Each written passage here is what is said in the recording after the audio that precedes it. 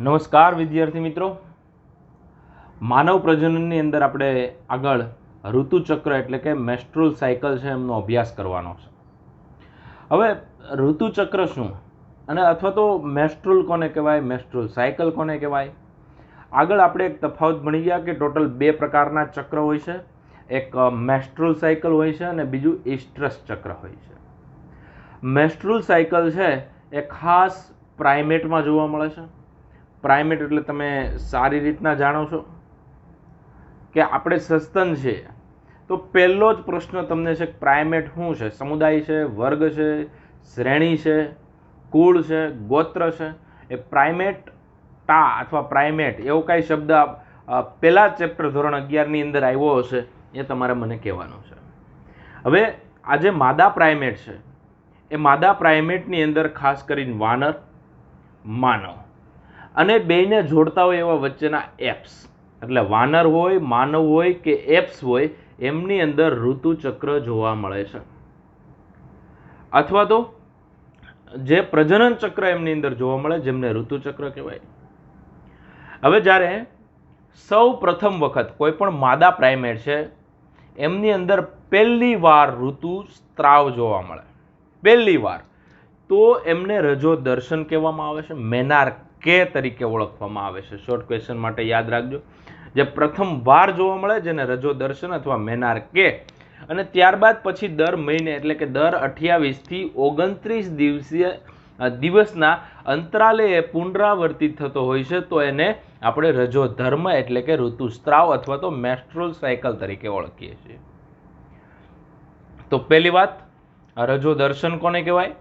જે 13-14 વર્ષની ઉંમરે યુવાનીના પ્રારંભમાં પહેલી વખત જે માસિક સ્ત્રાવ થાય છે, ઋતુસ્ત્રાવ થાય છે, એને આપણે રજો દર્શન મેનાર્કે તરીકે ઓળખીએ છીએ. જ્યારે ત્યારબાદ દર 28 થી 29 દિવસની જે માદાની અંદર ઋતુચક્રની સાયકલ જોવા મળે છે, એ દરેક અંડપિંડ છે એમાંથી એક અંડકોષ મુક્ત થાય છે અને આખું ચક્ર છે ચાલ્યા કરે છે. વિદ્યાર્થી મિત્રો, આજે પ્રથમ ઋતુસ્ત્રાવ અને બીજા ઋતુસ્ત્રાવ વચ્ચેનો જે ચક્રીય ઘટનાક્રમ છે એને આપણે ઋતુચક્ર તરીકે ઓળખીએ છીએ. અને દાખલા તરીકે એ 1 થી 29 દિવસનું હોય છે, અથવા તો 1 થી 28 થી 29 દિવસનું હોય છે. તો આ 1 અને 28 થી 29 દિવસની વચ્ચે શું થાય છે? એમનો જે મધ્ય ભાગ છે 28 દિવસ ગણું એટલે કે 14મો દિવસ. 14મા દિવસે માદા કોષ છે એમની અંદરથી અંડકોષ, જે અંડપિંડ છે એ અંડપિંડમાંથી અંડકોષ એટલે કે જે ઓવેરી છે એ ઓવેરીમાંથી ઓવમ મુક્ત થાય છે. એ ક્રિયાને આપણે અંડપાત અથવા તો ઓવ્યુલેશન તરીકે ઓળખીએ છીએ, જે અંદાજિત 28 દિવસના 1 થી 28 દિવસના મધ્યમાં જોવા મળે છે. તો મેં તમને શરૂઆતના ઇન્ટ્રોડક્શનની વાત કરી, આ હતું એમનું ઇન્ટ્રોડક્શન. રજો દર્શન, રજો ધર્મ, ટોટલ કેટલા દિવસનું 28 થી 29 દિવસનું હોય એની વાત કરી. ઋતુચક્ર એટલે એક ઋતુસ્ત્રાવ અને બીજા ઋતુસ્ત્રાવની વચ્ચે જે ચક્ર ચાલતું હોય છે તેને આપણે ઋતુચક્ર કહીએ છીએ. ખાસ યાદ રાખવા જેવું કે 14મો દિવસ છે, 14મા દિવસે એક અંડપિંડમાંથી અંડકોષ મુક્ત થાય છે. એ પણ અલ્ટરનેટિવ હોય છે, એટલે કે ટોટલ 12 મહિના, 28 થી 29 દિવસ એટલે એક મહિનાનો સમયગાળો રાખો, એટલે 12 મહિના વર્ષના હોય છે. વર્ષની અંદર 6 વાર એક અંડપિંડમાંથી અંડકોષ આવશે અને 6 વાર જમણી બાજુથી આવતું હોય તો 6 વાર ડાબી બાજુથી અંડકોષ મુક્ત થશે, અંડપાતની ક્રિયા થશે. વિદ્યાર્થી મિત્રો, આ જે ક્રિયા છે એને આપણે 3 અલગ અલગ સ્ટેપની અંદર અભ્યાસ કરવાનો છે. પહેલું તો કે એમના અભ્યાસ માટે આપણે આકૃતિ ફરીવાર અભ્યાસ કરવો પડે. જે આકૃતિ છે એ અંડપિંડનો આડો છેદ છે. આડા છેદની અંદર જે પરિઘવર્તી વિસ્તાર છે એટલે કે આ ફરતી બાજુનો જે વિસ્તાર છે એ વિસ્તારને આપણે બાહ્યક અથવા પરિઘવર્તી વિસ્તાર તરીકે ઓળખીએ છીએ. જ્યારે એમની વચ્ચેનો ભાગ છે એ વચ્ચેના ભાગને આપણે મજ્જક તરીકે, મેડ્યુલા એમનું કહી શકાય, એના તરીકે ઓળખીએ છીએ. જે બાહ્યકનો ભાગ છે, પરિઘવર્તીય ભાગ છે, એમની અંદર પુટિકાનું નિર્માણ થાય છે. આ પુટિકાનું નિર્માણ થાય છે એ તમને ખબર છે કે સૌ પ્રથમ જે પુટિકા બને છે, કેમ કે ફોલિકલ સ્ટિમ્યુલેટિંગ હોર્મોન છે એ હોર્મોન આમના માટે રિસ્પોન્સિબલ હોય છે, એટલે પુટિકા છે એને ફોલિકલ તરીકે ઓળખવામાં આવે છે. હવે સૌ પ્રથમ જે પુટિકાનું નિર્માણ થાય છે એ પુટિકાને આપણે પ્રાથમિક પુટિકા કહીએ છીએ. એટલે કે આ જે પ્રાથમિક પુટિકા એટલે આ નીચે દર્શાવી છે, એમની અંદરથી દ્વિતીયક પુટિકા બનશે, તૃતીયક પુટિકા બનશે, અને તૃતીયક પુટિકામાંથી ગ્રાફિયન પુટિકા એટલે પ્રાઇમરી, સેકન્ડરી, ટર્શરી અને એમના પછી ગ્રાફિયન ફોલિકલ બનશે. તો ગ્રાફિયન ફોલિકલ છે એમાંથી આ અંડકોષ છૂટો પડે છે એ અહીંયા સુધીની ક્રિયા છે. ખાસ સમજો, જે અહીંયા સુધીની ક્રિયા થાય છે પ્રાથમિક પુટિકાથી લઈ અને ગ્રાફિયન પુટિકા બને છે એ 1 થી 14મા દિવસ સુધીમાં થાય છે. 14મા દિવસે કઈ ક્રિયા થાય છે? તો કે અંડકોષ છૂટો પડે છે. બરોબર છે? તો એને આપણે અંડપાત અથવા અંડપતન અથવા ઓવ્યુલેશન તરીકે ઓળખીએ છીએ. એમના પછી છે આ 14મા દિવસની વાત થઈ. આ 15 થી 28ની વાત કરીએ તો 15 થી 28ની વચ્ચે કોર્પસ લ્યુટિયમનું નિર્માણ થાય છે. કોર્પસ લ્યુટિયમ છે એમાંથી આલ્બિકન્સનું નિર્માણ થાય છે. આ એક સામાન્ય ક્રિયા છે જે અંડપિંડના ફેરફાર અથવા તો અંડપિંડ એક અંતસ્ત્રાવી ગ્રંથિ છે જેમની અંદર આ ફેરફાર તમને સ્પષ્ટ જોવા મળે છે. બીજું વિદ્યાર્થી મિત્રો, કેમ કે આપણા શરીરની જે મુખ્ય અંતસ્ત્રાવી ગ્રંથિ છે એ પિચ્યુટરી છે. પિચ્યુટરીને પણ કંટ્રોલ કરનારી હાઇપોથેલેમસ છે. હવે આપણે અત્યારે જે અંડપિંડ ગ્રંથિ છે એનું રિયલમાં નિયમન પિચ્યુટરી ગ્રંથિ કરતી હોય છે, જે મેં તમને ધોરણ 11ની અંદર ખૂબ જ સારી રીતે સમજાવેલ છે કે કઈ ગ્રંથિ કોનું કઈ રીતના અસર પહોંચાડે છે અથવા તો નિયંત્રણ કરે છે, અને આ નિયમન થકી જે કાંઈ અંતસ્ત્રાવો પેદા થાય છે એ અંતસ્ત્રાવો કઈ રીતના કાર્ય કરે છે. તો પ્રાથમિક પુટિકામાંથી દ્વિતીયક પુટિકા, દ્વિતીયકમાંથી તૃતીયક, તૃતીયકમાંથી ગ્રાફિયન ફોલિકલ અથવા તો પુખ્ત પુટિકા. ગ્રાફિયન પુટિકા છે એમનું બીજું નામ પુખ્ત પુટિકા છે. એ પુખ્ત પુટિકા છે એમની અંદરથી અંડકોષ છૂટો પડશે અને જે પુટિકા વિખેરાયેલી છે અંડકોષ વગરની થઈ ગઈ, જેને આપણે કોર્પસ લ્યુટિયમ તરીકે ઓળખીએ છીએ, અને કોર્પસ લ્યુટિયમનું હજી વિઘટન થશે જેને આપણે કોર્પસ આલ્બિકન્સ, આજે લાસ્ટમાં જે મેં તમને રાઉન્ડ કરીને દેખાડ્યું એ કોર્પસ આલ્બિકન્સ છે. વિદ્યાર્થી મિત્રો, ઋતુસ્રાવની અંદર અલગ અલગ તબક્કા હોય છે અને તબક્કા પ્રમાણે શું ફેરફાર થાય છે એની આપણે વાત કરવાની છે. હવે અહીંયા તમે જુઓ, પેલો ઘટના છે 3 ભાગ એટલે 1 થી 5, 6 થી લઈ 14 અને 15 થી લઈને 28 કે 29 એમ 3 ભાગની અંદર વિભાજિત કરેલું છે. જે પહેલું છે એને ઋતુસ્રાવ તબક્કા તરીકે ઓળખવામાં આવે છે અથવા મેન્સ્ટ્રુઅલ ફેઝ તરીકે ઓળખવામાં આવે, જે 1 થી 5 દિવસનો હોય છે. હવે બહુ સિમ્પલ બાબત છે, આમાં શું થાય છે એની વાત કરીએ. હવે માસિક ચક્ર છે એ આપણે ભણતા હોઈએ તો એની શરૂઆત ક્યાંથી થતી હોય છે એ ખૂબ જ મહત્વપૂર્ણ અભ્યાસ રહેતો હોય છે. તો માસિક ચક્ર છે એમાં પહેલો દિવસ જે એન્ડોમેટ્રિયમ તૂટે છે એટલે કે ગર્ભાશયનું એન્ડોમેટ્રિયમ તૂટશે, એ ખરી પડશે, એમનું પતન થશે, એટલે કે 50 થી લઈ 100 ml સુધીનું જે રુધિર છે એમનો વ્યય થતો હોય અને યોનિ માર્ગે શરીરમાંથી બહાર નીકળે છે એને આપણે માસિક તરીકે ઓળખતા હોઈએ છીએ. એ જે માસિક બહાર આવે છે, જે ક્રિયા છે એ 1 થી 5 દિવસ સુધી ચાલતી હોય છે. એટલે રિયલમાં મારો કહેવાનો ઇન્ટેન્સ એ છે કે જે રિયલમાં રુધિર વ્યય પામે છે એ 1 થી 5 દિવસ સુધી વ્યય પામે છે, જેને આપણે ઋતુસ્ત્રાવ. ઋતુસ્ત્રાવનો મતલબ જ રિયલમાં એ થાય છે કે મેસ્ટ્રુલનો મતલબ થાય છે આ જે એન્ડોમેટ્રિયમનું તૂટેલું જે રુધિર છે એ.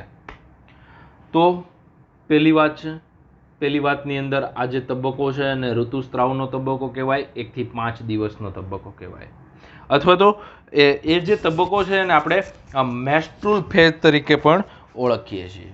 હવે મેન્સ્ટ્રુઅલ ફેઝ તરીકે આપણે એમને ઓળખતા હોઈએ તો તમને ખબર પડે છે કે આ કેટલા દિવસ, તો કે 3 થી 5 દિવસ, ટોટલ 1 થી 5 દિવસનો હોય છે. તો 3 થી 5 દિવસ સુધી આ ચાલ્યા કરે છે, એને ઇંગ્લિશમાં મેન્સ્ટ્રુઅલ ફેઝ. તમારે ક્યાંય પણ ગુજરાત બોર્ડ કે બીજે ક્યાંય લખવાનું થાય, કદાચ સ્કૂલ દ્વારા જે કાંઈ લખવાનું થાય છે, પેપરની અંદર લખવાનું થાય છે, એમાં ઋતુસ્ત્રાવની બાજુમાં મેસ્ટ્રુલ ફેઝ ખાસ અવશ્ય નોંધ કરવી, અથવા તો પહેલું જ એવું લખવું કે આ મેસ્ટ્રુલ ફેઝ તરીકે પણ ઓળખવામાં આવે છે, જે 3 થી 5 દિવસ સુધી ચાલે છે. બીજું કે આજે 1 થી 5 દિવસ છે. અહીંયા આકૃતિ જે તમને દર્શાવેલી છે એ આકૃતિ વ્યવસ્થિત જુઓ તો અહીંયા તમને બધા જ દિવસો દેખાડેલા છે. અંદાજિત 1 થી 29 દિવસ દેખાડેલા છે, અથવા તો 1 થી 28 દિવસ અને છેલ્લો દિવસ છે 29મો એને પહેલા દિવસ તરીકે કન્સિડર કર્યો, કેમ કે બધી જ સ્ત્રીઓની અંદર આ જે ચક્ર છે એ ટાઈમ ટુ ટાઈમ ચાલતું હોય એવું જરૂરી નથી, કેમ કે બધાની બોડીની અંદર જે હોર્મોન છે એમનું લેવલ અલગ પ્રકારનું હશે અને અલગ અલગ દિવસે સ્ત્રાવ થતું હશે, જેના કારણે આ જે ચક્ર છે એ બધાની અંદર થોડું ઘણું ઇમ્બેલેન્સ હોઈ શકે, પરફેક્ટ ના પણ હોઈ શકે. વિદ્યાર્થી મિત્રો, આ જે ઋતુસ્ત્રાવ છે એ ઋતુસ્ત્રાવ ગર્ભાશયનું જે અંતસ્તર હતું, એન્ડોમેટ્રિયમ હતું, એમની રુધિરવાહિની તૂટે છે, જેમના પરિણામે જે રુધિર નિર્માણ પામે છે, જે રુધિર યોનિ માર્ગ મારફતે બહાર આવે છે અને આને આપણે ઋતુસ્ત્રાવ કહીએ છીએ. આ સમયે અંડકોષ હજી મુક્ત થયો જ ન હોય, એટલે કે અંડકોષ ક્યારેય ફલન ન થાય. એટલે 1 થી 5 દિવસની અંદર ક્યારેય ફલનની ઘટના થશે નહીં, કેમ કે અંડકોષ છે એ પુટિકામાં છે અને પુટિકા સુધી ક્યારેય પણ શુક્રકોષ પહોંચી શકતો નથી. હવે તમને એવો પ્રશ્ન થતો હશે કે શા માટે આ તૂટે છે? કારણ કે આ જે ઉપર તમને દેખાય એ પિચ્યુટરી ગ્રંથિના અંતસ્ત્રાવો છે. જ્યાં આ લાલ કલરની લાઈન અહીંયા જે દેખાય છે ફોલિકલ સ્ટિમ્યુલેટિંગ હોર્મોન છે, અને બીજો જે અંતસ્ત્રાવ છે લ્યુટિનાઇઝિંગ હોર્મોન છે. બંનેના સ્ત્રાવનું પ્રમાણ ખૂબ ઓછું છે. એનું સ્ત્રાવ ઓછું છે, એ સ્ત્રાવ ઓછો હોવાના કારણે અહીંયા જે પ્રોજેસ્ટેરોનનો સ્ત્રાવ છે એ પણ ઓછો છે. ઇસ્ટ્રોજનનો સ્ત્રાવ પણ જોઈએ તો ઓછો છે, અને આ બધા જ અંતસ્ત્રાવોનો સ્ત્રાવ ઓછો હોવાના કારણે આ એન્ડોમેટ્રિયમ છે એમની રુધિરવાહિની તૂટી જાય છે. એટલે અહીંયાથી અહીંયા સુધીનો જે પોર્શન છે, કે માની લો કે અહીંયાથી 1 થી 5 દિવસનો જે પોર્શન છે એ 1 થી 5 દિવસની અંદર તમે જોઈ શકો છો. અહીંયા ઉપર પિચ્યુટરીના અંતસ્ત્રાવ છે, એ પિચ્યુટરીના અંતસ્ત્રાવનું પ્રમાણ ઓછું છે. પ્લસ અહીંયા પુટિકા હજી વિકાસ પામી નથી, હજી એકદમ પુટિકા નાની છે, એટલે ઇસ્ટ્રોજનનો સ્ત્રાવ પણ એટલો બધો નહીં થતો હોય. કોર્પસ લ્યુટિયમ તો હશે જ નહીં. પ્રોજેસ્ટેરોનનો સ્ત્રાવ એકદમ નિમ્ન કક્ષાએ હશે. આ સ્ત્રાવ નિમ્ન કક્ષાએ હોવાના કારણે જે કાંઈ એન્ડોમેટ્રિયમની રુધિરવાહિની છે એ તૂટી જાય છે. આ પહેલો પોઈન્ટ છે. હવે તમને એવું ક્યારેય પૂછવામાં આવે કે શા માટે એન્ડોમેટ્રિયમ 1 થી 5 દિવસમાં ખરી પડે છે અથવા તો પતન થાય છે, તો એનો જવાબ તમારી પાસે છે. કારણ કે ફોલિકલ સ્ટિમ્યુલેટિંગ, લ્યુટિનાઇઝિંગ, પ્રોજેસ્ટેરોન અને ઇસ્ટ્રોજન આ બધા જ હોર્મોન, જે પ્રોજેસ્ટેરોન તો ખાસ સૌથી મહત્વનો જે હોર્મોન છે એ એન્ડોમેટ્રિયમની જાળવણી માટેનો છે એ પ્રોજેસ્ટેરોન છે. પ્રોજેસ્ટેરોન હવે નહીં રહે, એનું પ્રમાણ એકદમ ઓછું છે, જેમના કારણે એન્ડોમેટ્રિયમની રુધિરવાહિની તૂટી પડશે અને એ તૂટશે એટલે જે રુધિર છે એ બહાર આવશે. આ તબક્કાને આપણે ઋતુસ્ત્રાવ તબક્કા તરીકે ઓળખીએ છીએ, જે 1 થી 5 દિવસ સુધીનો હોય છે. કદાચ કોઈ કારણોસર અહીંયા નોંધ આપેલી છે, નોંધ છે કે ઋતુસ્ત્રાવનો અભાવ ગર્ભધારણની સૂચક નિશાની છે. કદાચ 2-3 મહિનાથી કોઈ કુદરતી ખામી બીજી પણ હોઈ શકે. દાખલા તરીકે તણાવ છે, અસ્વસ્થતા છે, શરીરમાં પોષણની ઉણપ હોય છે. તો આ કારણે હોર્મોન ન બનવાના કારણે પણ આવું થઈ શકે, પરંતુ ઋતુસ્ત્રાવનો અભાવ એ ગર્ભધારણની સૂચક નિશાની છે. કેમ કે જે 1 થી 9 મહિના સુધી જે ગર્ભ રહી છે એ ગર્ભ દરમિયાન ઋતુચક્ર ચાલતું નથી, એટલે કે એમનો અભાવ એ ગર્ભધારણની સૂચક નિશાની છે. આ ખાસ પોઈન્ટ છે. બીજું તણાવ પણ હોઈ શકે, અસ્વસ્થતા પણ હોઈ શકે. તણાવ એટલે કે સ્ટ્રેસ, ટેન્શન લેવલ. તો આવી જો શરીરની અંદર કોઈ તાણ હોય તો તાણના કારણે, અથવા પોષણની ઉણપ હોય, શરીરનો બાંધો ટૂંકમાં એ પ્રકારનો હોય, તો એમની અંદર આ ચક્ર વ્યવસ્થિત ચાલતું ન પણ હોય. પણ પહેલો જે તબક્કો મેં તમને સમજાવ્યો એ આ પ્રકારે હોય છે. હવે આપણે જે નેક્સ્ટ ભણવાનું છે એ 6 થી લઈ અને 14 દિવસ સુધી ભણવાનું છે. તો કઈ રીતના આગળની આકૃતિ સમજશું એની વાત કરીશું. જો બીજો તબક્કો છે એ તબક્કાને આપણે પુટકીય તબક્કો અથવા પુટિકા જે છે એને આપણે ફોલિકલ કહીએ છીએ, અને ફોલિકા ઉપર આખો આધાર રહેલો છે એટલા માટે આપણે એને ફોલિક્યુલર અથવા પુટિકીય તબક્કા તરીકે ઓળખીએ છીએ. તો ઋતુસ્ત્રાવના તબક્કામાં જે પુટિકીય તબક્કો છે અહીંયા જે તમને દેખાય છે, બરોબર છે, આ જે પુટિકીય તબક્કો છે, ફોલિક્યુલર ફેઝ છે, એ એમની અંદર ધીમે ધીમે, એટલે અહીંથી હું જે તબક્કાની વાત કરું છું એ અહીંયા સુધીની વાત છે. તમે દિવસો પણ જોઈ શકો છો. તો આ દિવસની અંદર તમે જુઓ તો 7 થી લઈ અને 14 દિવસનો મેં સમાવેશ કરેલો છે, અથવા તો 6 થી લઈ અને 14 દિવસનો જે સમયગાળો છે જેને આપણે પુટિકીય તબક્કો અથવા ફોલિક્યુલર ફેઝ તરીકે ઓળખીએ છીએ. શા માટે ફોલિક્યુલર શબ્દ વાપરો? ફોલિકલ એટલે કે પુટિકા. હવે અહીંયા મેઇન ફોકસ છે પુટિકા ઉપર, એટલે કે પુટિકાનું ધીમે ધીમે નિર્માણ થાય છે.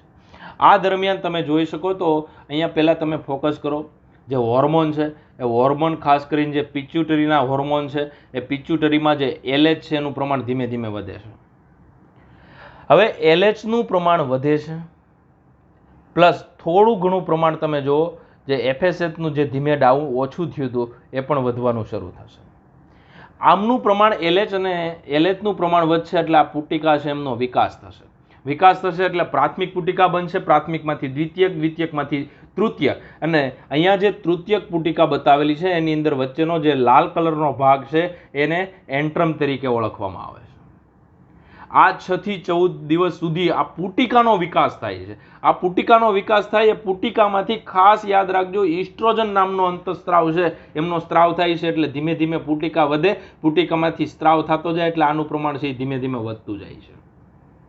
વિદ્યાર્થી મિત્રો, આ પુટિકા એટલે LHનું પ્રમાણ વધ્યું, LHનું પ્રમાણ વધ્યું એટલે પુટિકા વિકાસ પામે, ને પુટિકા વિકાસ પામે છે એટલે ઈસ્ટ્રોજનનું પ્રમાણ વધે છે, અને ઈસ્ટ્રોજનનું પ્રમાણ વધે છે એટલે અહીંયા તમે જુઓ છો જે ગર્ભાશયની દિવાલ છે, આ જે નીચેનો ભાગ છે એ ગર્ભાશયની દિવાલ છે એ ધીમે ધીમે રુધિર વાહિની યુક્ત બને અને એનો એન્ડોમેટ્રિયમ છે મજબૂત થતું જાય. તો 6 થી 14 દિવસમાં શું થાય તો કે પ્રાથમિક પુટિકામાંથી ગ્રાફિયન પુટિકા બને. એ દરમિયાન ઈસ્ટ્રોજનનું પ્રમાણ વધે. ઈસ્ટ્રોજનનું મુખ્ય કામ શું તો કે જે એન્ડોમેટ્રિયમની રુધિર વાહિની છે એમને મજબૂત કરે છે, આ કામ થયું. અને આ જે પ્રોલિફરેશન થાય છે, પ્રોલિફરેશન એટલે ગર્ભાશયની જે એન્ડોમેટ્રિયમ છે, અંદરનું સ્તર છે, એમનું પણ પુનઃસર્જન થાય છે અને ફરીથી નિર્માણ પામે છે. હવેની વાત આગળ કરીએ એટલે આ પોઈન્ટની વાત મેં અહીંયા કરી દીધી. હવે આગળ સમજાવું છું કે અંડપિંડ અને ગર્ભાશયના ફેરફારો કોની સાથે જોડાયેલા છે. અંડપિંડમાં જે અંડપુટિકાનો વિકાસ થયો અને ગર્ભાશયની અંદરનું જે સ્તર બનવા માંડ્યું છે એ રિયલમાં પિચ્યુટરી અને અંડપિંડના જે અંતઃસ્ત્રાવો, તો કે પિચ્યુટરીમાં મેં તમને LH અને FSHની વાત કરી, જે બંનેને સામૂહિક રીતે ગોનેડોટ્રોપિન્સ કહેવાય, જે પણ મેં તમને અભ્યાસ કરાવ્યો છે. ધોરણ 11ની અંદરથી ખાસ યાદ રાખજો કે અંડપિંડ છે એમની અંદર LHનું શું કામ હતું, લ્યુટિનાઇઝિંગનું શું કામ હતું, અને ફોલિકલ સ્ટિમ્યુલેટિંગ હોર્મોનનું શું કામ હતું. અને મને યાદ છે ત્યાં સુધી આ જે આકૃતિ છે એમનું નિર્માણ થાય છે એ ધોરણ 11માં મેં તમને ક્લિયર કરાવેલું છે. તો આ જે ગોનેડોટ્રોપિન છે એ અગ્ર પિચ્યુટરી ગ્રંથિ છે, એમાંથી LH અને FSH એવા બે, અને એ છે એ પુટિકા છે એમના સ્ત્રાવ તબક્કા દરમિયાન વધે છે. એ વધે છે એટલે પુટિકાનો વિકાસ થાય છે, અને એ પુટિકાનો ધીમે ધીમે પ્રાથમિક, દ્વિતીયક, તૃતીયક અને જે ગ્રાફિયન પુટિકા 14 દિવસ સુધીમાં બની જાય છે, જેમના કારણે ઈસ્ટ્રોજનનું પ્રમાણ વધે છે. અને ઈસ્ટ્રોજનનું પ્રમાણ વધે એટલે કે એન્ડોમેટ્રિયમ છે એ ધીમે ધીમે મજબૂત થાય છે. અહીંયા તમે આકૃતિમાં જોઈ શકો છો કે નીચે જે તબક્કો આપેલો છે એ પુટિકીય તબક્કો છે, પ્રસર્જિત તબક્કો છે. શા માટે એને પ્રોલિફરેટિવ ફેઝ, તો આને ઇંગ્લિશમાં પ્રોલિફરેટિવ ફેઝ પણ કહેવાય, ફોલિક્યુલર પણ ફેઝ પણ કહેવાય, પ્રસર્જિત તબક્કો પણ કહેવાય. તો શોર્ટ ક્વેશ્ચનમાં ક્યાંય પણ તમને પૂછવામાં આવે પ્રસર્જિત તબક્કા વિશે નોંધ લખો તો આ લખવાનું રહેશે. હવે આપણે પહોંચી ગયા તો કે અત્યાર સુધી મેં વાત કરી કે 6 થી લઈ અને 14 દિવસમાં શું થાય છે. હવે ચક્ર છે 14મા દિવસે પહોંચે છે. તો 14મા દિવસે LH અને FSH નું પ્રમાણ એકદમ મહત્તમ હોય છે. અહીંયા તમે જોઈ શકો છો કે અહીંયા જે આ ઊભી લીટી કરેલી છે એ ઊભી લીટી 14મા દિવસે છે, અને એ દિવસે તમે જુઓ તો આ જે હોર્મોન છે LH એમનું પ્રમાણ ખૂબ વધારે છે, અને આ ફોલિકલ સ્ટિમ્યુલેટિંગ હોર્મોન છે એમનું પ્રમાણ પણ વધારે છે. એમની પીક છે, એમનો ગ્રાફ છે, તો ગ્રાફની અંદર તમે જોઈ શકો છો કે આ બંને હોર્મોન છે એનું પ્રમાણ વધારે છે. એમાંય LH વધારે છે. હવે LH 14મા દિવસે એકદમ વધારે હોય છે, અને એકદમ વધારે હોય છે એટલે જે ગ્રાફિયન પુટિકા હોય છે એ ગ્રાફિયન પુટિકા તૂટે છે. હવે ગ્રાફિયન પુટિકા તૂટે છે એમાંથી અંડકોષ છૂટો પડે છે. અહીંયા તમે જોઈ શકો છો કે આ જે ગ્રાફિયન પુટિકા તૂટી આજે આ નાનો એવો છે એ અંડકોષ છે, એ અંડકોષ છૂટો પડ્યો. એ ક્રિયાને આપણે અંડપાત તરીકે ઓળખીએ છીએ, અંડપતન તરીકે ઓળખીએ છીએ. તો અંડપતન છે એ રિયલમાં 14મા દિવસે જ જોવા મળે છે, કેમ કે 1 થી 5 દિવસ સુધી તો એટલું બધું ડેવલપમેન્ટ નથી. ત્યારબાદ પુટિકા છે એમનું ડેવલપમેન્ટ થયું, 14મા દિવસે એ તૂટી ગઈ. હવે આ જે તૂટેલો ભાગ છે, આ તૂટેલો ભાગ, એ તૂટેલા ભાગમાંથી આગળ કોર્પસ લ્યુટિયમ થાય, અને આ કોર્પસ લ્યુટિયમ છે એ રિયલમાં પ્રોજેસ્ટેરોનનો સ્ત્રાવ કરે. એટલે અહીંયાથી તમે જુઓ આ તૂટી ગયું એટલે અહીંથી પ્રોજેસ્ટેરોનનો સ્ત્રાવ વધે છે, ઇસ્ટ્રોજનનું પ્રમાણ પાછું ઘટે છે. તો કહેવાનો મતલબ 14મા દિવસે જ શા માટે અંડપતન થાય છે? તો 14મા દિવસે તમે જુઓ તો LH અને જે FSH છે એમનું પ્રમાણ હાયર લેવલમાં હોય છે. હવે LH છે એમનો જે સ્ત્રાવ હોય છે એ વધારે હોય છે, અને એમના મહત્તમ સ્તર એટલે શરીરમાં વધુમાં વધુ જેટલો જે LH હોઈ શકે એટલો સ્ત્રાવ થઈ જાય છે. આમને LHની પરાકાષ્ઠા કહેવાય. પરાકાષ્ઠા એટલે ચરમસીમા, જેટલો વધુમાં વધુ LH હોય એટલું પ્રમાણ એમનું થઈ જાય છે. LHનું પ્રમાણ વધે એટલે ગ્રાફિયન પુટિકા તૂટે છે. તો તમને 2 માર્કમાં પ્રશ્ન એવો પૂછાય કે રિયલમાં જે LH છે અથવા તો 14મા દિવસે શા માટે અંડપતન થાય? તો તમારો જવાબ હોવો જોઈએ કે માસિક ચક્રના ઋતુસ્ત્રાવના મેસ્ટ્રુઅલ સાયકલના 14મા દિવસે LH છે એ સૌથી વધારે મહત્તમ સ્તરે હોય છે, જેને LHની પરાકાષ્ઠા કહેવાય. અને આ LHની પરાકાષ્ઠાના કારણે જે ગ્રાફિયન પુટિકા છે એ તૂટી જાય છે, અને એ તૂટે છે એમાંથી અંડકોષ મુક્ત થાય છે, અને અંડકોષ મુક્ત થાય એ ક્રિયાને આપણે અંડકોષપાત અથવા અંડપાત અથવા તો ઓવ્યુલેટરી ફેઝ અથવા તો લ્યુટિયલ ફેઝ તરીકે પણ ઓળખી શકીએ, જેમના પછીનો તબક્કો કહી શકાય. તો આજે અંડપતનની ક્રિયા છે રિયલમાં 14મા દિવસે થાય છે. તો ટોટલ મેં તમને સમજાવ્યું 1 થી 5 દિવસ, 1 થી 5 દિવસ પછી 6 થી 14 દિવસમાં શું થાય છે, અને એક્ઝેક્ટ 14મા દિવસે શું થાય એની વાત કરી. હવે આપણે ભણવાનું છે 15 થી લઈ અને 29 અથવા તો 28 દિવસની કહાની. હવે આગળ સ્ત્રાવી તબક્કો, 3જા નંબરનો તબક્કો. તો 3જા નંબરનો તબક્કો છે એ અંડપાત પછી સ્ત્રાવી તબક્કો શરૂ થાય, જે 15 થી 28 દિવસનો હોય છે. એટલે પહેલાં તો તમારે 3 તબક્કા બહુ વ્યવસ્થિત યાદ રાખવાના છે. આ જે તબક્કો છે એને લ્યુટિયલ ફેઝ કહેવાય. આ દરમિયાન તમને ખબર છે જે ગ્રાફિયન પુટિકામાંથી જે અંડકોષ નીકળી ગયો હતો, તો આ જે ગ્રાફિયન પુટિકા છે, તો આ ગ્રાફિયન પુટિકામાંથી અંડકોષ નીકળી ગયો. અંડકોષ નીકળી ગયો એટલે આ ઉપરનો ભાગ છે એનું જે રૂપાંતર થાય છે એને કોર્પસ લ્યુટિયમ કહેવાય. એ કોર્પસ લ્યુટિયમ છે એ ધીમે ધીમે વિઘટન થાય છે, અને આ વિઘટન થાય છે એને કોર્પસ આલ્બિકન્સ તરીકે ઓળખવામાં આવે છે. તો વિદ્યાર્થી મિત્રો, આ જે કોર્પસ આલ્બિકન્સ છે એમાંથી પ્રોજેસ્ટેરોન સ્ત્રાવ જે લાલ કલરનો ભાગ છે એમનો થાય છે. હવે લાલ કલરનો જે ભાગ છે એમનો જે એટલે કે પ્રોજેસ્ટેરોન છે એમનો સ્ત્રાવ વધારે થાય, અને પ્રોજેસ્ટેરોનનું કામ પણ અહીંયા તમે જોઈ શકો છો કે પ્રોજેસ્ટેરોનના કારણે જે ગર્ભાશયની દિવાલ છે એ ધીમે ધીમે વધારે મજબૂત થાય છે. ઇસ્ટ્રોજનનું કામ શું? તો કે ઇસ્ટ્રોજન પણ ગર્ભાશયની દિવાલને મજબૂત બનાવે. અને પ્રોજેસ્ટેરોનનું કામ તો કે જે ગર્ભાશયની દિવાલ ઇસ્ટ્રોજને બનાવેલી છે, રુધિરવાહિની યુક્ત બનાવેલી છે, એમને મેન્ટેન કરે છે, એમને જાળવી રાખે છે. અને આ જાળવી રાખ્યા બાદ જે કાંઈ એમની અંદર રુધિરવાહિની વધારે છે, પેશીની પ્રમાણ છે એ વધારે છે, તો આવી રીતના આ જે પ્રોજેસ્ટેરોન છે એ કાર્ય કરે છે. અને પાછું આખું 28 દિવસ થશે ત્યાં સારામાં સારું જે કાંઈ ગળીમય અને દિવાલયુક્ત જે કાંઈ અંતસ્તર એન્ડોમેટ્રિયમ હોય છે એ બની જાય છે. તો ગર્ભાશયની અંતસ્તરની રિયલમાં જાળવણી કરવા માટે પ્રોજેસ્ટેરોન છે એ મેઇન કામ કરે છે. મુખ્ય કામ છે એ પ્રોજેસ્ટેરોનનું હોય છે. તો વિદ્યાર્થી મિત્રો, મારો કહેવાનો મતલબ છે કે જ્યારે 28 દિવસે પાછું બની ગયું, પણ આ શા માટે આ દિવસે જ બને છે? કેમ કે અહીંયા આજે એકદમ મજબૂત છે, કેમ કે અહીંયા અંડપાત થયેલો છે. હવે 14મા દિવસે કદાચ અંડકોષ અને શુક્રકોષનું મિલન થયું, એટલે આ અંડકોષ છે અને આ શુક્રકોષ છે એમનું બેયનું મિલન થયું તો ફલન થયું.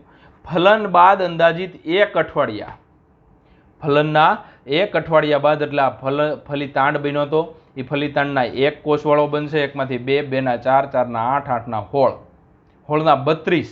આવી જે પરિસ્થિતિનું 32 કોષવાળી પરિસ્થિતિનું નિર્માણ થાય તો એ અંદાજિત 1 અઠવાડિયાનો સમય લે. એટલે 14મા દિવસે કદાચ મિલન થયું હોય શુક્રકોષ અને અંડકોષ, એમનું 1 અઠવાડિયું કાઢવું એટલે અંદાજિત 22 થી 23 દિવસ આવશે. તો 22મો અને 23મો જે દિવસ આવશે ત્યારે આ જે ફલન થયેલું હશે એમનું અહીંયા ગર્ભસ્થાપન થઈ શકશે અને એમનો ઉછેર થઈ શકશે. એટલા માટે આ દિવસ દરમિયાન એ પ્રોજેસ્ટેરોન છે એમનું પ્રમાણ વધારે હોય છે, અને જેના કારણે ગર્ભાશયનું અંતસ્તર એકદમ મજબૂત હોય છે, અને મજબૂત છે એટલા માટે ગર્ભનું સ્થાપન થઈ શકે છે. તો વિદ્યાર્થી મિત્રો, આ જે પોઈન્ટ છે એ ખૂબ જ મહત્વનો છે, અને બીજી વાર પણ અહીંયા બધું બોલું છું કે અહીંયા આ ઋતુસ્રાવ તબક્કો છે, આ પુટિકીય તબક્કો છે, આ લ્યુટિયલ તબક્કો છે. એટલે આ તબક્કો નંબર 1 1 થી 5 દિવસ સુધીનો, આ 6 થી લઈ અને 14 દિવસનો, અને આ 15 થી લઈ અને 29 કે 28 દિવસ જે કાંઈ હોય ત્યાં સુધીનો. તો આ ગર્ભાશયની દિવાલ છે, આ અંડપિંડના અંતસ્ત્રાવો છે, આ અંડપિંડમાં રિયલમાં શું ઘટના થાય એ છે, અને આ પિચ્યુટરી ગ્રંથિ છે. પહેલાં આ યાદ રાખવાનું, એના પછી આ તો તમને ખ્યાલ જ હશે. એમાં અંડપાત છે 14મા દિવસે દેખાડવાનું, ત્યારબાદ અંડપિંડના અંતસ્ત્રાવો જે આ પુટિકાના આધારે અહીંયા તમારે ઇસ્ટ્રોજનનું સ્તર વધારવાનું છે, અને ત્યારબાદ આ જે પ્રોજેસ્ટેરોન છે એમનું સ્તર તમારે ખાસ 14મા દિવસ પછી વધારવાનું રહેશે. આવી રીતના નીચે તમારે દિવસ રાખી અને આ ચાર્ટ દોરવાનો રહેશે. જે કાંઈ વિદ્યાર્થી મિત્રો આપણે આજ ભણ્યા એ ખૂબ જ મહત્વની ઘટના છે, આ દરેક સ્ત્રીના જીવનની અંદર જોવા મળે છે.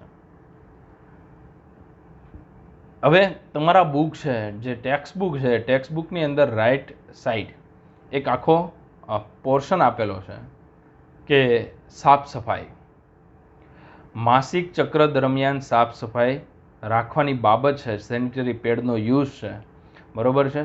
તો એ ખાસ વાંચવું, અને એ ખાલી તમારી જાણકારી માટે છે.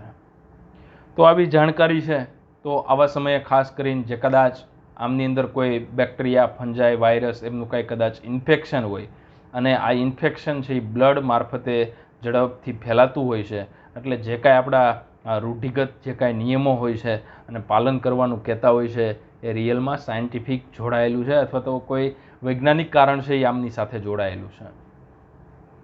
એટલા માટે ખાસ કરીને જે સેનિટરી પેડ છે એ એમનો યુઝ કરવા માટે ગવર્મેન્ટે જે બુક આપેલી છે એમની અંદર લખેલું છે.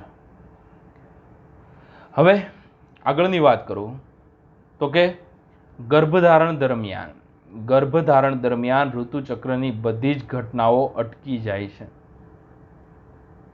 તો કે શા માટે અટકી જાય છે? અટકવાનું કોઈ કારણ હોઈ શકે. તો કે ગર્ભધારણ દરમિયાન ઋતુચક્રની બધી જ ઘટનાઓ, કેમ કે ગર્ભાશયની દિવાલની અંદર ગર્ભ સ્થાપન થયેલું હોય છે. આ જે ગર્ભ સ્થાપન થયેલું હોય છે, જેમના કારણે જે કાંઈ અંડપિંડની જે ક્રિયાવિધિ હોય છે એ ફીડબેક ઇનિબિશન થ્રુ પિચ્યુટરીમાંથી જે હોર્મોન હોય છે એમનું લેવલ નીચું હોય છે, જેમના કારણે આ બધી જ ક્રિયાઓ છે એ સ્ટોપ થઈ ગઈ હોય છે. હવે ગર્ભધારણ દરમિયાન જે ઋતુચક્રની બધી જ ક્રિયાઓ અટકી જાય છે એ અગત્યની છે, અને ઋતુસ્રાવ થતો નથી. તો રિયલમાં હું તમને એ વાત કહેવા માગું છું કે જે સૌ પ્રથમવાર ફલનની ઘટના થઈ, તો ફલનની ઘટના બાદ જ્યારે પણ બાળકનો જન્મ થશે, એટલે કે અંદાજિત 9 મહિનાનો સમયગાળો છે, એ દરમિયાન ઋતુસ્રાવ થતો નથી. બાળકના જન્મ થયા બાદ પણ અંદાજિત 6 મહિના સુધી જ્યારે માતા બાળકને સ્તનપાન કરાવતી હોય ત્યારે જે ઋતુસ્ત્રાવ હોય છે એ ટોટલી બંધ હોય છે, જેને આપણે લેક્ટેશનલ અમોનેરિયા તરીકે ઓળખીએ છીએ, અથવા તો સ્ત્રવણ અમોનેરિયા તરીકે પણ ઓળખવામાં આવે, જે લેક્ટેશન અમોનેરિયા તરીકે પણ ઓળખાય છે. તો ટોટલ અંદાજિત જ્યારે પણ કોઈ પણ સ્ત્રીની અંદર જે માસિક ચક્ર દરમિયાન જો ફલન થાય, ફલન થયા બાદ અંદાજિત 9 મહિના બાળક હોય ત્યાં સુધી ઋતુસ્ત્રાવ નથી આવતો, અને એમના પછી પણ અંદાજિત 6 મહિના સુધી, જ્યારે લેક્ટેશન અમોનેરિયા એટલે બાળકના 6 મહિના સુધી આ જે ઋતુસ્ત્રાવ છે એ થતો નથી, એટલે અંદાજિત 9 અને 6 એટલે કે 15 મહિના સુધી ઋતુસ્ત્રાવ થતો નથી. હવે ફલન થવાની ફલન ન થાય, શોર્ટ ક્વેશ્ચન માટે ખાસ મહત્વનું છે, નીટના લેવલે પણ મહત્વનું છે. કદાચ ફલન ન થાય તો એવી સ્થિતિમાં કોર્પસ લ્યુટિયમ વિઘટિત થાય, પરંતુ જો ફલન થયું તો કે કોર્પસ લ્યુટિયમને એમને રહેવું પડે. જો કોર્પસ લ્યુટિયમ એમ જ રહેશે તો જ પ્રોજેસ્ટેરોનનો સ્ત્રાવ થશે. જો ફલન થાય એમ તો કોર્પસ લ્યુટિયમ એમને રહેશે, કોર્પસ લ્યુટિયમ એમને રહેશે તો જ પ્રોજેસ્ટેરોનનો સ્ત્રાવ થશે, અને પ્રોજેસ્ટેરોનનો જો સ્ત્રાવ થશે તો જ એન્ડોમેટ્રિયમ છે એ જળવાઈ રહેશે. અધરવાઇઝ કોર્પસ લ્યુટિયમમાં કંઈ પ્રોબ્લેમ આવ્યો અને ખાસ કરીને જે પ્રોજેસ્ટેરોન છે એમનો સ્ત્રાવ ઓછો થઈ ગયો, જેમના કારણે એન્ડોમેટ્રિયમ સાથે જે કાંઈ એમની અંદર ગર્ભ છે એમનું પણ ખાસ કરીને યોનિ માર્ગે એમનું વહન થાય છે અને સ્ત્રાવ થઈ જાય છે, શરીરમાંથી બહાર નીકળી જાય છે. જે ક્રિયા છે જેને સામાન્ય રીતે મિસકેરેજથી ઓળખવામાં આવે છે, આવું થાય છે. એટલા માટે ઘણીવાર ઘણી ફિમેલની અંદર જો પ્રોજેસ્ટેરોનનો સ્ત્રાવ થતો હોય છે તો આ જે પ્રોજેસ્ટેરોનનો સ્ત્રાવ ઓછો હોય તો એ વધારવા માટે પ્રોજેસ્ટેરોનના પણ ઇન્જેક્શન આપવામાં આવતા હોય છે. તો ખાસ કરીને ફલન ન થાય તો ગર્ભાશયનું એન્ડોમેટ્રિયમ છે પાછું વિઘટન પામે, પહેલા દિવસની શરૂઆત થાય અને આ નવા ચક્રની પણ શરૂઆત થાય. આવી રીતના જો કદાચ એન્ડોમેટ્રિયમ છે એ વિઘટન થશે અને એમાંથી ઋતુસ્ત્રાવ થશે, મેસ્ટ્રુલ છે એ બોડીમાંથી બહાર આવશે અને નવા ચક્રની શરૂઆત થશે. મેં તમને આ ચેપ્ટરની શરૂઆત કરી ત્યારે એક તફાવત મેં કીધું હતું કે નરની અંદર આખા જીવન દરમિયાન, મતલબ યુવાનની પ્રારંભ થાય ત્યાંથી કોઈ પણ ઉંમર થાય, 70 વર્ષ 80 વર્ષ, તો પણ શુક્રકોષનું નિર્માણ અવિરતપણે ચાલુ હોય છે. પરંતુ માદા હોય છે એમની અંદર ખાસ કરીને ઋતુચક્ર 50 વર્ષની ઉંમરની આસપાસ, 50 વર્ષની ઉંમરની આસપાસ છે એમની અંદર જે અંડપાત થાય છે, અંડપાત થવાની ક્રિયા બંધ થઈ જાય છે, જેને સામાન્ય રીતે આપણે મેનોપોઝ તરીકે ઓળખીએ છીએ. મેનોપોઝ એટલે મેસ્ટ્રુલ સાયકલ છે એ સ્થગિત થઈ જાય છે. તો 50 વર્ષની ઉંમરે, તો એવું ઘણીવાર એવું પણ હોઈ શકે, ઘણી આવા તમે ન્યૂઝપેપરની અંદર પણ વાંચતા હશો કે કોઈ માદા છે એ 60 વર્ષે પણ માતા બની શકે, તો એમની અંદર કદાચ અપવાદ રૂપે જે અંડ પતનની ક્રિયા છે અથવા તો ઋતુસ્ત્રાવની ક્રિયા છે એ ચાલુ હોય છે, અપવાદ રૂપે કહું છું.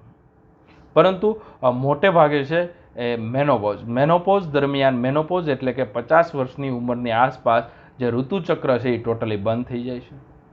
અને ચક્રીય ઋતુસ્ત્રાવ હોય તો ત્યારે સામાન્ય પ્રજનન અવસ્થા છે એમનું સૂચન કરે છે, જે રજોદર્શન અને મેનોપોઝ વચ્ચે લંબાયેલું સામાન્ય ઋતુસ્ત્રાવની ક્રિયાવિધિ હોઈ શકે. હવે 2 પોઈન્ટ મારે તમને વાત કરવાની છે કે મેનોપોઝની જે ક્રિયા છે એ મેનોપોઝની ક્રિયા દરમિયાન બોડીની અંદર જે ઇસ્ટ્રોજન હોર્મોન છે એમનું પ્રમાણ ઘટી જાય છે. ઇસ્ટ્રોજનનું પ્રમાણ ઘટી જાય છે એટલા માટે જે સ્ત્રી હોય છે એમની અંદર હોટ ફ્લેશ, મતલબ વધારે પડતું ગરમ લાગવું, એમના પછી ચીડિયાપણું, ગુસ્સો આવવો, અથવા તો ઓસ્ટિયોપોરોસિસ છે એ ઇસ્ટ્રોજન સાથે જોડાયેલું છે કે જે રિયલમાં હાડકાને મજબૂત કરે છે. તો હાડકાની અંદર જે છિદ્ર પાડી દે છે અથવા તો હાડકાની અંદર જે વધારે પ્રમાણમાં જે છિદ્ર થાય છે એ છિદ્ર થવાનું કારણ ઓસ્ટિયોપોરોસિસ કહેવાય. અને આ જે ઓસ્ટિયોપોરોસિસ છે એ ખાસ કરીને જે ઇસ્ટ્રોજનનું પ્રમાણ છે એ રિયલમાં ઓછું થઈ જાય છે. તો ઇસ્ટ્રોજનનું પ્રમાણ ઓછું થવાના કારણે હાડકાં નબળા પડે, હાડકાં છે એ તૂટે, ગુસ્સો આવે, ચીડિયાપણું, હોટ ફ્લેશિંગ.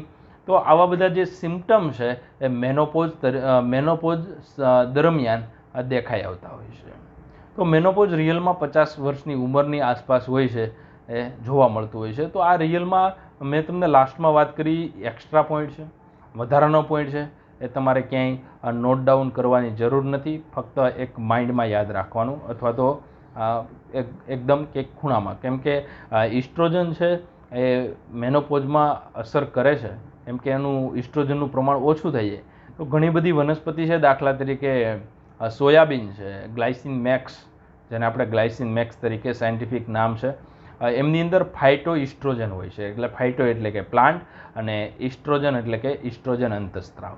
તો આવી વનસ્પતિ છે અથવા તો સોયાબીન છે, એમનું ચાઇના અને અમેરિકા છે એ સૌથી વધારે પ્રમાણમાં ખોરાકમાં ઉપયોગ કરે છે.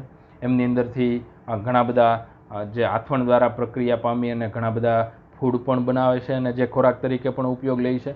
અને સોયા મિલ્ક પણ બનાવે છે, એટલે સોયાબીનમાંથી દૂધ બનાવવાની ક્રિયા કરે છે, જેમના કારણે એ સ્ત્રીઓ દરરોજનું અંદાજિત 100 ml પીવે, એટલે કે ઇસ્ટ્રોજનનું જે પ્રમાણ છે એ બોડીમાં મેન્ટેન રહે છે. કેમ કે સોયાબીનની અંદર કુદરતી રીતે ઇસ્ટ્રોજન જેવું કેમિકલ હોય છે, જેને આપણે ફાઇટો ઇસ્ટ્રોજન તરીકે ઓળખીએ છીએ. તો આ સમય દરમિયાન જો ફાઇટો ઇસ્ટ્રોજનનો ઉપયોગ કરવામાં આવે તો જે કાંઈ મેનોપોઝના કારણે જે સિમ્પટમ્સ દેખાય છે એ સિમ્પટમ્સ ઘટાડી શકાય.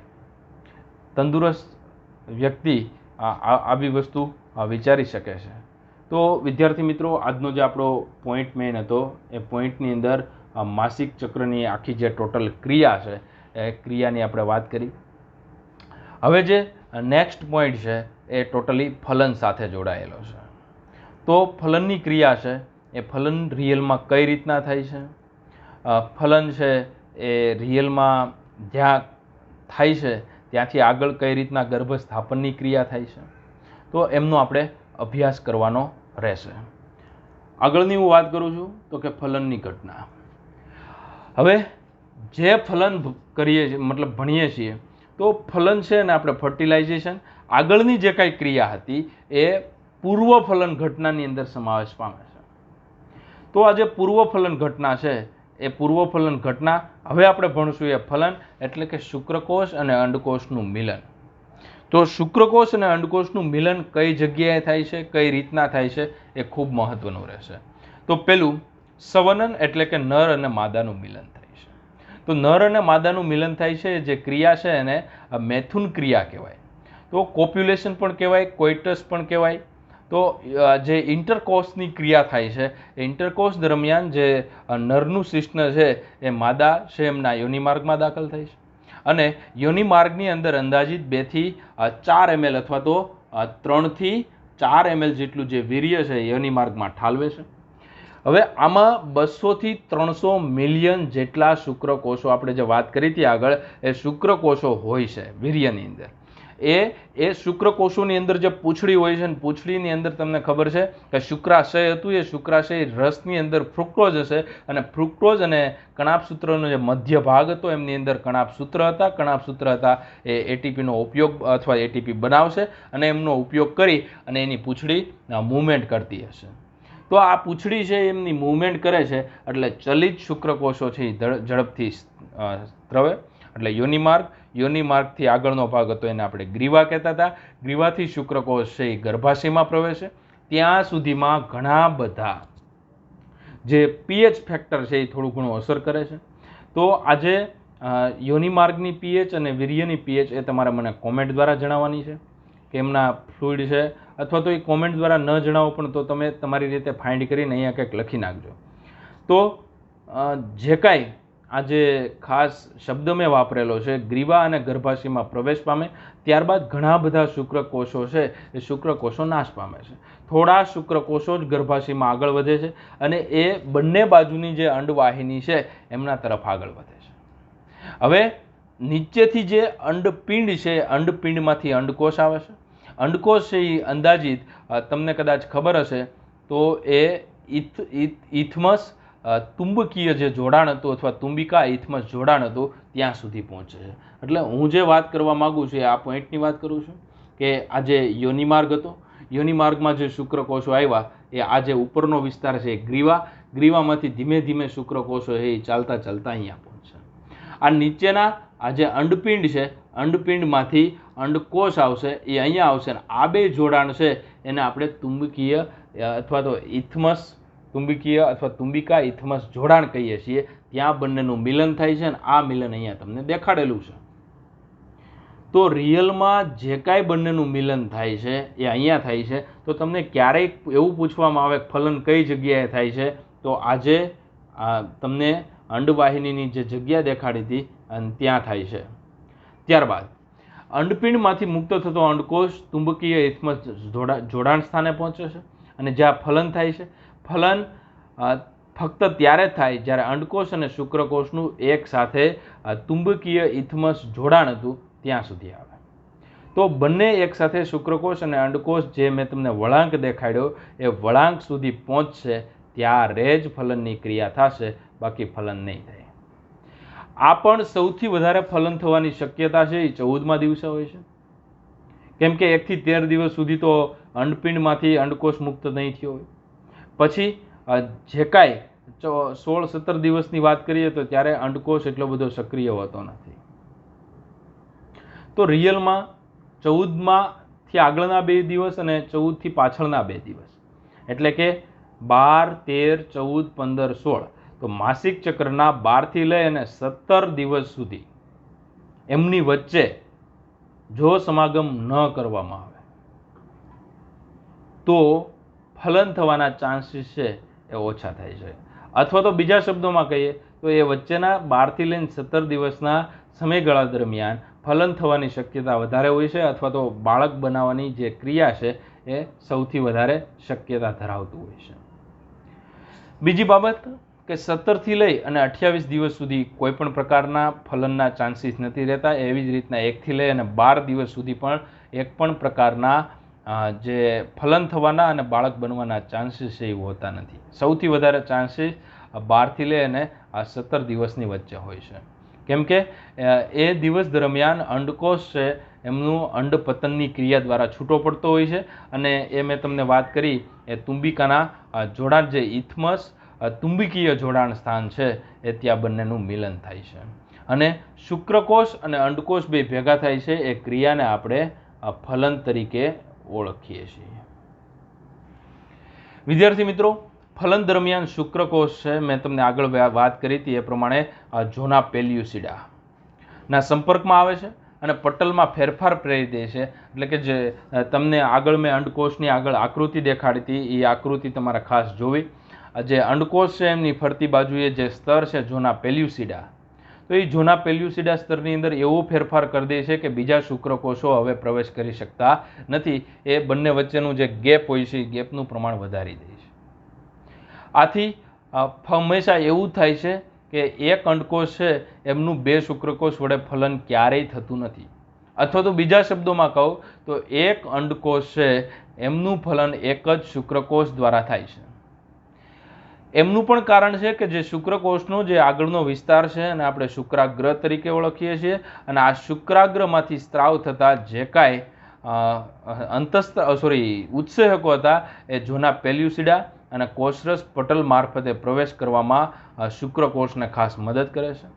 હવે જે અંડકોષ છૂટો પડ્યો હતો એ અંડકોષ દ્વિતીય પૂર્વ અંડકોષ હતો. ખાસ આગળનો લેક્ચર મેં તમને વાત કરી હતી અંડકોષ જનન.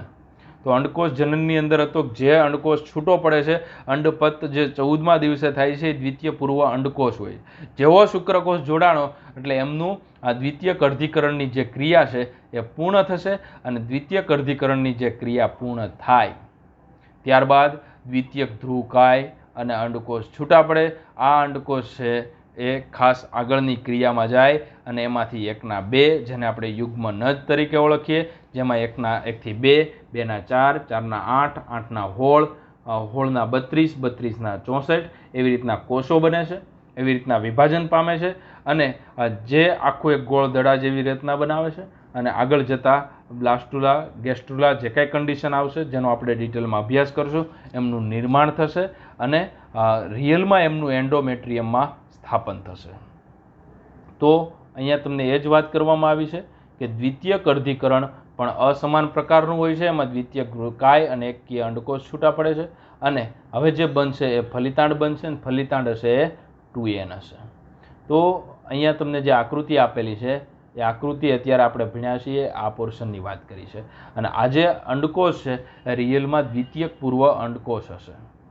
ધીમે ધીમે આ છે એ ગર્ભાશય તરફ મૂવમેન્ટ કરે છે અને ગર્ભકોષ્ઠ કોથળી બનાવે અને જેમનું સ્થાપન થાય છે, જેને આપણે ગર્ભ સ્થાપનની ક્રિયા તરીકે ઓળખીએ છીએ. આગળની જે વાત છે એ વાત એવી છે કે નર છે તો નરની અંદરના શુક્રકોષો છે એ એક્સ અને વાય પ્રકારના હોય. માદામાંથી જે આવતા અંડકોષો છે એ એક્સ અને એક્સ પ્રકારના હોય છે. હવે જ્યારે આ એક્સ અને આ એક્સનું મિલન થાય એટલે એક્સ એક્સ બનાવે એટલે મતલબ છોકરી બને છે. આ એક્સ અને આ એક્સ કદાચ કોઈ ચાન્સીસથી બને તો પણ છોકરી બને છે. બીજી વાત કરું તો આ એક્સ અને આ વાયનું જોડાણ થાય તો એક્સ વાય બને એટલે છોકરો બને છે. અને આ એક્સ અને આ વાય બને તો એક્સ વાય, જેના કારણે છોકરો બને છે.